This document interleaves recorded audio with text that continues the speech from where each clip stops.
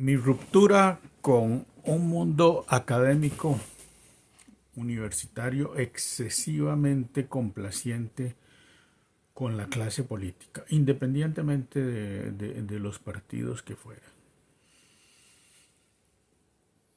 Y esto surge por iniciativas propias de iniciar la lectura de algunos libros que me llamaban mucho la atención que no fueran conocidos dentro del mundo de la academia, y los que los habían revisado consideraban que no eran investigaciones que tuviesen, entre comillas, esa formalidad académica que según ellos habían aprendido en el extranjero.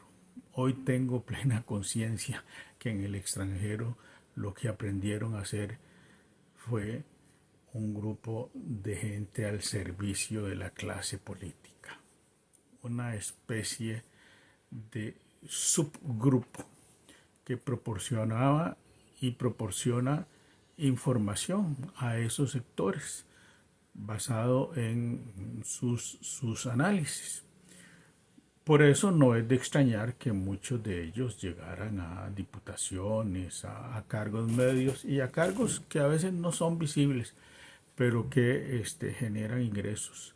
Yo, bajo mi plena conciencia, tomé la decisión de no hacer eso.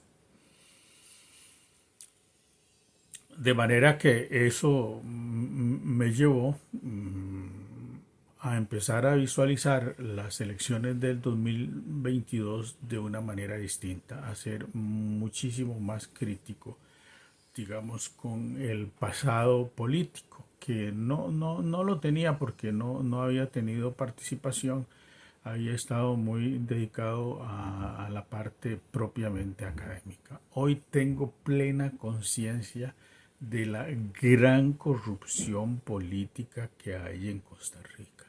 En verdad es asombroso ver cómo presidentes, como funcionarios de alto rango han entrado en negocios de enriquecimiento ilícito, tenencia de propiedades, dolo de propiedades a grupos campesinos, de derecha, de izquierda y de centro. Ahí no puedo hacer hoy día esa diferencia de corrupción, porque al final esta es una sociedad políticamente muy corrupta. Y ayudó en esa labor el tener yo una librería y el tener contacto con algunos intelectuales. Recuerdo la visita casual de Lafit Fernández, quien leyó mi primer libro sobre corrupción en Costa Rica y me dijo: creo que tenés buenas ideas. Me dice: te falta indagar más el mundo político. Y ahí empezamos conversaciones y llegamos a la etapa final del libro de Lafit, que debía producir para la campaña del año 2022. Lamentablemente la vida le fue arrebatada, quizás en el momento de mayor lucidez política, madurez, inesperadamente nos dejó Lafite. Pero bueno, aprendí mucho de él, y no podía pedirle a la familia que publicara un libro toda vez que la familia había sufrido ya el exilio, siendo él incluso hasta un periodista de la nación, pero en El Salvador logró hacer una vida muy este, alejada de esas fuerzas de poder de Costa Rica, y bajo la tranquilidad de hacerlo desde el exterior aportó muchísimo material, y evidentemente que le interesaba mucho el caso de José María Figueres, el cual había investigado y sobre el cual giraba el tema del libro que iba a terminar publicando, digamos que iba a terminar publicando, que no se publicó. Bueno, Todo esto es muy claro para ver los diferentes delitos que es capaz de producir una persona que llega a ser presidente de Costa Rica. Quería revisar la FIT desde el juicio por la muerte de Chemis hasta otras actividades ya más ligadas al comercio y a la minería. Temas que en verdad eran desconocidos para muchos de nosotros. No conocía yo esas actividades mineras ligadas a grupos banqueros eh, internacionales. El Banco Ambrosiano, cuando usted ve en una de las cartas que está ahí que les voy a presentar, ese Banco Ambrosiano, del cual incluso La Nación tenía información porque él era periodista de La Nación y sus artículos se publicaron sin ningún problema en aquella época.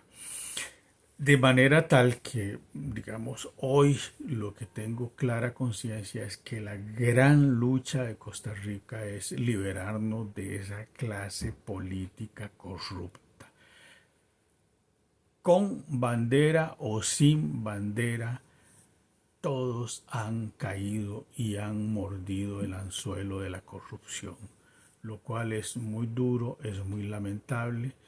Y bueno, hemos empezado esta nueva etapa con gente nueva en política, con gente que está tratando de luchar contra eso y a eso me he sumado yo.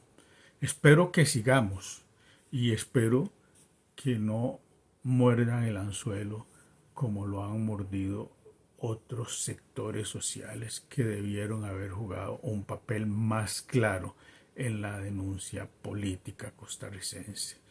De manera que el tema de la política sigue siendo un tema fundamental para lograr llevar este país a mejores condiciones, porque tenemos condiciones que nos hacen ser diferentes. Hay aún algunas reservas educativas que vale la pena fortalecer. Hay algunas reservas morales que nos van a permitir hacer esa limpieza. Y hay un pueblo que ha despertado y que está plenamente consciente de que ha sido saqueado día con día por esa clase política. Y por eso esa clase política no merece absolutamente ninguna consideración, no merece ninguna excusa por los actos de empobrecimiento de los sectores populares, incluida la prensa cómplice, toda, absolutamente toda ella, desde la prensa radial, la prensa escrita e incluso los mismos sectores intelectuales vendidos, metidos a veces de una manera cerrada en causas que de todas formas son perdidas porque no es Costa Rica el país adecuado para esas ideas extremistas.